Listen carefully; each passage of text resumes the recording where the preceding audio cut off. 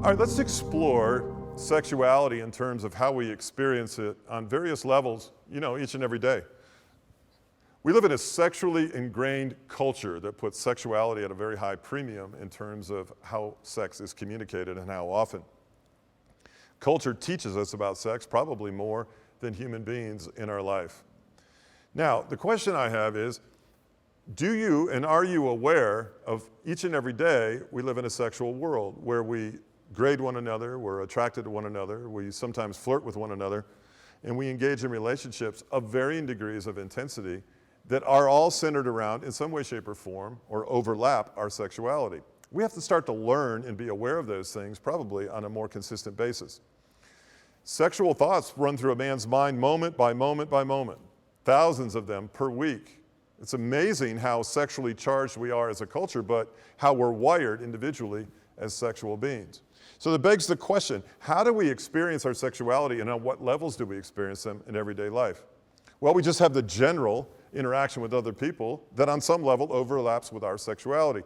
But do you have personal boundaries when it comes to sexuality?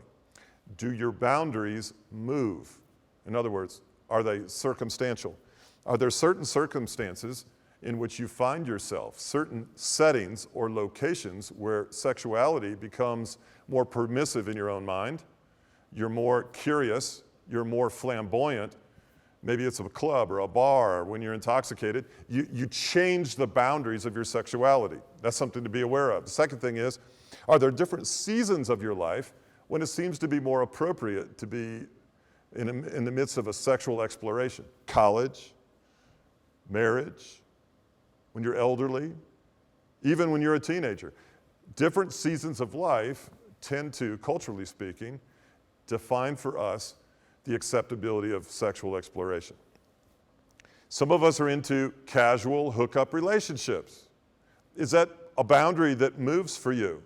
Is that acceptable for you? Let's begin to pinpoint exactly where you are in terms of personal boundaries and sexuality. Some have friends with benefits, sexual relationship that asks nothing of the other person from an emotional standpoint. It's simply, or intended simply, to be a physical relationship. Is that you? That is a boundary that you've set. You've redefined your boundary over time. It is circumstantial. Some have ongoing dating relationships in which sexuality takes place in the context of a monogamous or a not so monogamous dating relationship. Maybe some people take it to the next level, and that is a monogamous dating relationship. Others graduate to, or what they feel is a graduation towards, sex in the context of living together. And then others eventually, although put off later in life more and more as we go, is marriage itself. Even within marriage, some are monogamous and some are not.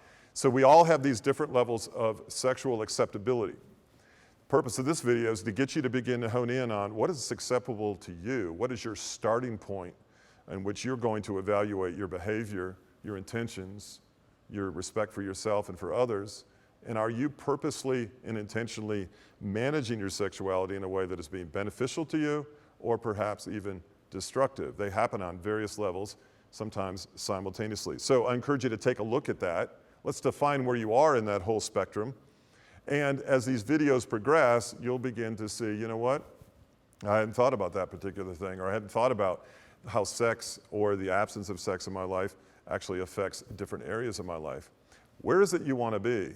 And are you willing to think objectively about a new destination should you be in a place you don't necessarily want to be? Let's consider that as you move through these videos in the great sex section of Life Points.